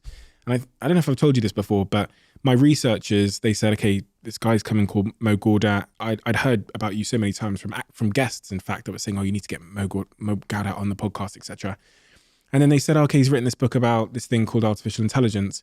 And I was like, ugh, but nobody really cares about artificial intelligence. Timing, right? Stephen. I know, right? But then I saw this other book you had called Happiness Equation, and I was like, oh, everyone cares about happiness. So I'll just ask him about happiness. And then maybe at the end, I'll ask him a couple of questions about AI. But I remember saying to my researcher, I said, oh, please don't do the research about artificial intelligence. Do it about happiness, because everyone cares about that. Now, things have changed. Now, a lot of people care about artificial intelligence, and rightly so. Your book has sounded the alarm on it. It's crazy. When I listened to your audiobook over the last few days, you were sounding the alarm then. And it's so crazy how accurate you were in sounding that alarm, as if you could see into the future in a way that I definitely couldn't at the time. And I kind of thought of as science fiction, and just like that, overnight, we're here. Yeah. We're stood at the footsteps of a technological shift that I don't think any of us even have the mental bandwidth, certainly me with my chimpanzee brain, to comprehend the significance of. But this book is very, very important for that very reason, because it does crystallize things. It is optimistic in its very nature, but at the same time, it's honest. And I think that's what this conversation and this book have been for me. So thank you, Mo. Thank you so much. We do have a closing tradition on this podcast, which you're well aware of, being a third timer on the Diary of a CEO, which is the last guest asks a question for the next guest. And the question left for you: if you could go back in time and fix a regret that you have in your life, where would you go and what would you fix?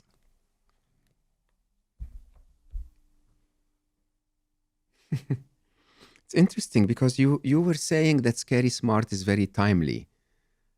I don't know. I think it was late, but maybe it was. I mean, would I have gone back and written it in 2018 instead of 2020 to be published in 2021? I don't know. What would I go back to fix? So something more. I don't know, Stephen. I don't have many regrets. Is that crazy to say? Yeah, I think I'm okay, honestly. I'll ask you a question then. Mm-hmm. You get a 60-second phone call with anybody, past or present. Who'd you call and what'd you say?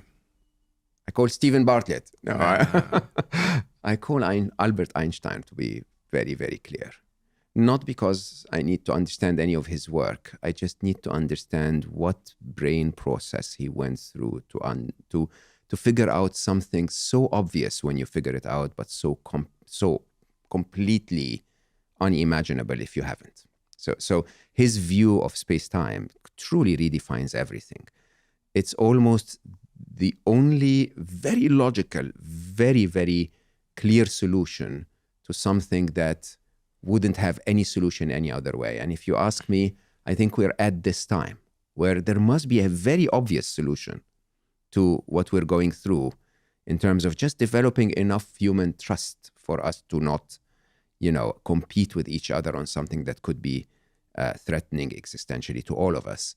But I just can't find that answer. This is why I think was really interesting in this conversation, how every idea that we would come up with, we would find a loophole through it. But there must be one out there. And it would be a dream for me to find out how to figure that one out. Okay? In a very interesting way, the only answers I have found so far to where we are is be a good parent and live, right? But that doesn't fix the big picture, if you think about it, of humans being the threat, not AI. That fixes our existence today and it fixes AI in the long term, but it just doesn't. I don't know what the answer is. Maybe people can reach out and tell us ideas, but I really wish we could find such a clear, simple solution for how to stop humanity from abusing the current technology. I think we'll figure it out. I think we'll figure it out. I really do. I think they'll figure it out as well. Remember, as they come and be part of our life, let's not discriminate against them. They're part of the game. So I think they will figure it out too. Mo, thank you. It's been a joy once again, and I feel invigorated. I feel empowered. I feel positively terrified. But I feel more equipped to speak to people about the nature of what's coming and how we should behave. And I credit you for that. And as I said a second ago, I credit this book for that as well. So thank you so much for the work you're doing, and keep on doing it, because it's a very essential voice in a time of uncertainty. I'm always super grateful for the time I spend with you, for the support that you give me, and for allowing me to speak my mind, even if it's a little bit terrifying. So thank you. Thank you. Quick one. I'm so delighted that Whoop are now sponsoring this podcast. I've worn a Whoop for a very, very long time, and there are so many reasons why I became a member, but also now a partner and an investor in the company. But also, me and my team are absolutely obsessed with data-driven testing, compounding growth, marginal gains, all the things you've heard me talk about on this podcast. And that very much aligns with the values of Whoop. Whoop provides a level of detail that I've never seen with any other device of this type before, constantly monitoring, constantly learning, and constantly optimizing my routine. For providing me with this feedback, Whoop can drive significant positive behavioral change. And I think that's the real thesis of the business. So if you're like me and you are a little bit obsessed or focused on becoming the best version of yourself from a health perspective, you've got to check out Whoop. And the team at Whoop have kindly given us the opportunity to have 1 month's free membership for anyone listening to this podcast. Just go to join.whoop.com/CEO to get your Whoop 4.0 device and claim your free month. And let me know how you get on.